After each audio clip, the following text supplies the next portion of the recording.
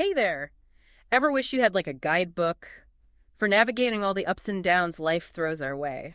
Yeah. Well, today's deep dive is all about uncovering wisdom for a more joyful life, drawing from insights found in the Book of Joy by the Dalai Lama and Archbishop Desmond Tutu.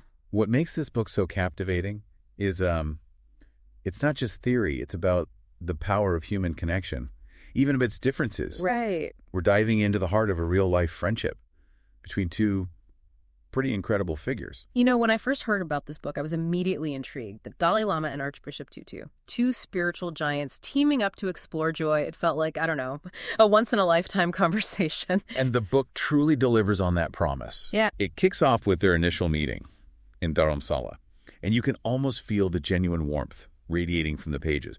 They have this playful, teasing dynamic, like old friends catching up. Exactly. And it's so refreshing to see that even the Archbishop, with his infectious laugh, admits to feeling kind of a little intimidated at first. Oh, really? Yeah, he was a bit nervous about debating the more, quote, cerebral Dalai Lama. I think we've all been there. Feeling a bit out of our depth when facing a new challenge.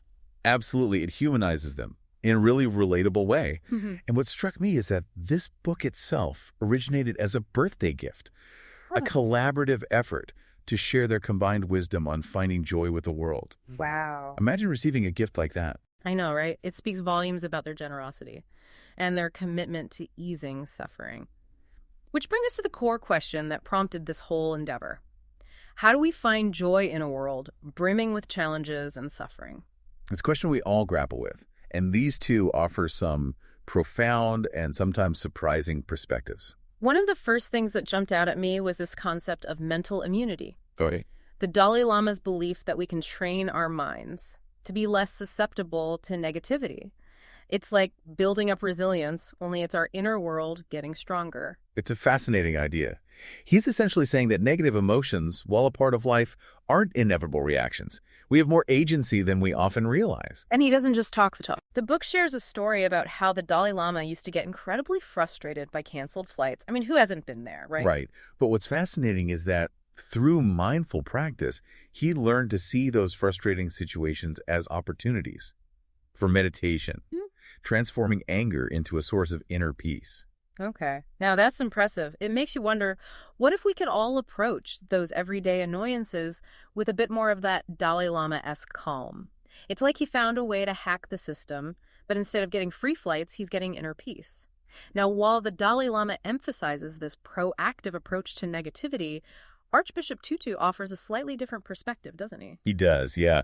You see, the Archbishop's wisdom emphasizes acceptance and self-forgiveness. Okay. He's all about acknowledging the very real struggles we face, not trying to bypass them. He even shares a powerful story about near-death experiences in his youth. Wow. Facing possible death actually brought him a surprising sense of calm and peace. That's incredible. It really makes you think about our relationship with fear and how acceptance can play a role. Exactly. It's like he's saying, look, life is full of bumps. We can't always avoid them. Right. But we can choose how we navigate them. And that choice, that response is where we find our power. Exactly. It reminds me of that analogy they use about a bumpy car ride. Yes. They talk about how it's not just about the bumps themselves, but about our mindset. Do we tense up and let the bumps rattle us? Or do we find ways to adjust and even find moments of smoothness along the way? It's a powerful metaphor for how our outlook shapes our experience of life's ups and downs. Yeah. It makes you realize that even when things are tough, even when we're facing those inevitable bumps, joy is still within reach. We just need to remember those tools for navigating the rough patches. And the Archbishop offers a brilliant analogy for building that inner strength. He compares it to physical training. Okay. Just like we challenge our muscles to grow stronger, he believes that facing difficulties head-on can build our mental and emotional resilience. He even says, deep down we grow in kindness when our kindness is tested. Wow, that's such a profound statement. It reminds me of the saying, what doesn't kill you makes you stronger. But with a focus on compassion, we come out the other side not just tougher, but kinder. Yes, precisely. And this idea of growth through challenge ties into their perspective on sadness, which is particularly insightful. They don't see sadness as something to avoid or suppress, but rather as a pathway to empathy and compassion. That's so interesting because we're often told to look on the bright side and to avoid dwelling on sadness. Yes, but the Dalai Lama and the Archbishop argue that by allowing ourselves to truly feel sadness, not wallowing in it, but acknowledging it, we open ourselves up to a deeper understanding of suffering, both our own and that of others. Right. And that understanding, that empathy, can be a powerful motivator for connection and compassion. It's like they're saying that our willingness to be present with difficult emotions can actually make us more compassionate and connected human beings. Exactly. And that emphasis on connection is crucial because it leads us to the heart of their teachings on joy. Okay. They identify 4 key qualities of mind that are essential for cultivating a more joyful life: perspective, humility, humor, and acceptance. Each one acts like a lens, shaping how we experience the world around us and within us. I love that they frame it that way, like tools we can use to craft a more joyful experience of life. Yeah. So let's talk about perspective. How do they define that in the context of joy? Well, they argue that by consciously broadening our perspective, by zooming out from our own limited viewpoint, we can minimize worry and anxiety. And the Dalai Lama uses his own experience as a powerful example. Imagine being exiled from your homeland, losing everything familiar. It's hard to imagine going through something so challenging. Absolutely. But instead of dwelling on that loss, the Dalai Lama focused on the new opportunities and freedoms that exile brought. He chose to see the bigger picture, recognizing that even in loss, there can be unexpected gains. It's a remarkable example of reframing a difficult situation. It reminds me of the saying, when one door closes, another one opens. Precisely. And, the Archbishop offers a more everyday example that I think we can all relate to. He talks about getting stuck in traffic. Yeah. Instead of letting frustration take over, he makes a conscious effort to imagine the struggles other drivers might be facing. Okay, I've got to admit, that's not my first reaction when I'm stuck in traffic. Mine either. But he challenges us to consider, what if someone is rushing to the hospital? What if someone is dealing with a family crisis? By shifting our perspective to consider the experiences of others, he suggests we can transform our frustration into a sense of empathy and shared humanity. That's such a powerful reminder that we're not alone in our struggles, even when it feels like it. And I love that he uses such a relatable example. Yes, and that sense of shared humanity is a beautiful segue to the next quality of mind. Yeah. Humility. The Archbishop tells this hilarious story about a bishop who claims to have written the best book on humility. Oh, the irony. That sounds like something I would do, completely missing the point. Right. It's a perfect illustration of how easily pride can creep in, even when we're trying to be humble. But what they emphasize is that true arrogance often stems from insecurity. Right. When we feel the need to put others down, it's often because we're grappling with our own sense of inadequacy. That's a really insightful way to look at it. So instead of arrogance stemming from a place of superiority, it often comes from a place of feeling less than. Exactly. And humility offers an antidote to that. It allows us to acknowledge our own imperfections without judgment, to recognize the inherent worth of every human being, and to approach the world with a spirit of openness and learning. It's about understanding that we're all in this together, that we all have something to offer and something to learn. It's that willingness to admit we don't have it all figured out that opens us up to growth and connection.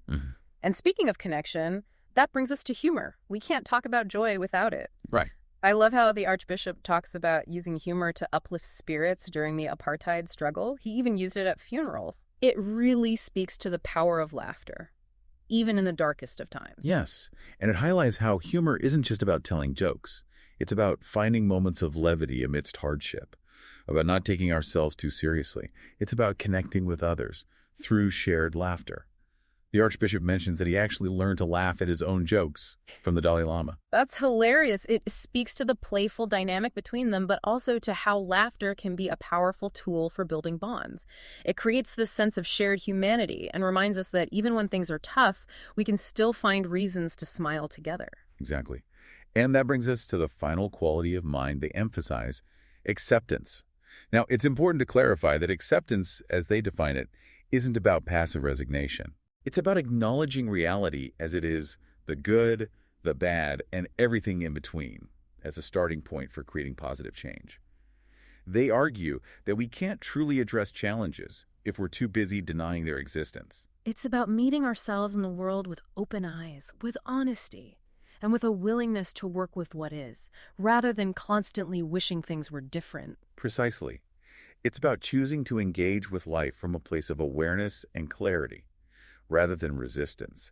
And, they talk about forgiveness as a key aspect of acceptance, particularly when it comes to moving forward from the past. They share this truly moving story about mothers in South Africa who chose to forgive their son's killer during the Truth and Reconciliation Commission. That's incredibly powerful. To choose forgiveness in the face of such unimaginable pain speaks volumes about the strength of the human spirit. Absolutely. And what's so profound is that these mothers, by choosing forgiveness, weren't excusing the actions of the killer, but they were freeing themselves from the grip of hatred and resentment. They were choosing to heal. And in doing so, they opened up a path for the possibility of healing for everyone involved. It's a beautiful example of how forgiveness, while incredibly difficult, can be a catalyst for profound transformation, both personally and collectively. And, this emphasis on forgiveness and acceptance beautifully sets the stage for what they call the 4 pillars of the heart. It's like they're giving us the blueprint for building a joyful life. Yes, and remember, these pillars aren't just lofty ideals. They're practices, habits we can cultivate in our daily lives. Right. It starts with forgiveness, which we've just touched upon. Then there's gratitude. Now, we hear a lot about gratitude these days, but what I find fascinating is that there's a growing body of scientific research backing up its benefits. Oh, absolutely. Studies have shown that practicing gratitude can actually increase happiness, reduce stress, and even improve physical health. It's incredible, isn't it? It seems so simple, and yet taking time to appreciate the good in our lives, the people, the experiences, even the small, everyday wonders can have a profound impact on our well-being. It's like that old saying, count your blessings. Have you ever tried keeping a gratitude journal? It sounds simple, but it can be a surprisingly powerful practice. I have. I find even just taking a few minutes each day to reflect on what I'm grateful for can really shift my perspective, especially on those days when things feel challenging. I completely agree. And alongside gratitude, they highlight the importance of kindness. The Archbishop actually issues this wonderful challenge. Smile at strangers. Be kind even when you don't feel like it. He's so confident in the power of kindness that he even bets his bottom dollar that it will lift what he calls the pall of self-regard, that tendency to get caught up in our own heads. I love that. It's such a simple yet profound suggestion. It's like he's saying that kindness has this ripple effect, not only impacting the receiver, but also transforming the giver. And in a world that often emphasizes competition and self-interest, choosing kindness can feel almost radical. But as they point out, kindness isn't about weakness. It's about recognizing our shared humanity and acting from a place of compassion. Precisely. It's about understanding that we're all connected and that even small acts of kindness can have a ripple effect, create a more compassionate world. And last but not least, we have generosity. What I find fascinating is how they talk about generosity being wired into us, that giving actually activates the same reward centers in the brain as receiving. Yes. It's like we're biologically programmed to experience joy through giving. And it's not just about money. Generosity can manifest in countless ways, offering our time, our skills, our attention, our compassion. And they share this remarkable story about James Doty, a neurosurgeon who lost his fortune but found greater happiness through fulfilling a charitable pledge.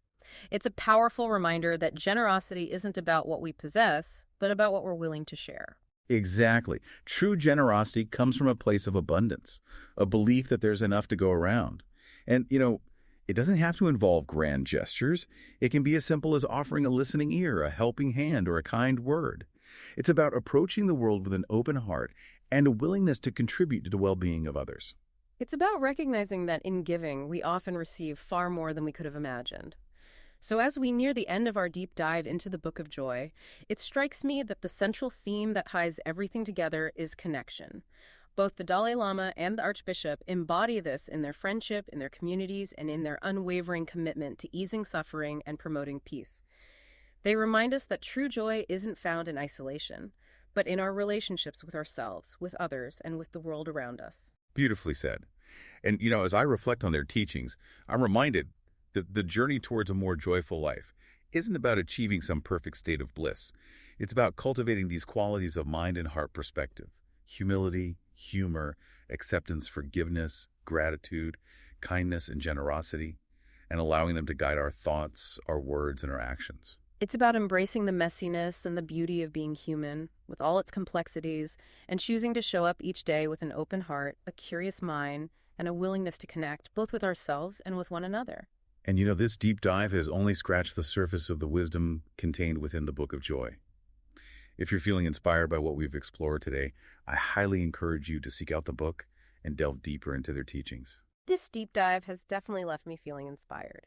It's been a joy to explore these profound teachings with you, and I hope our listeners have found some nuggets of wisdom to take with them on their own journeys toward a more joyful life.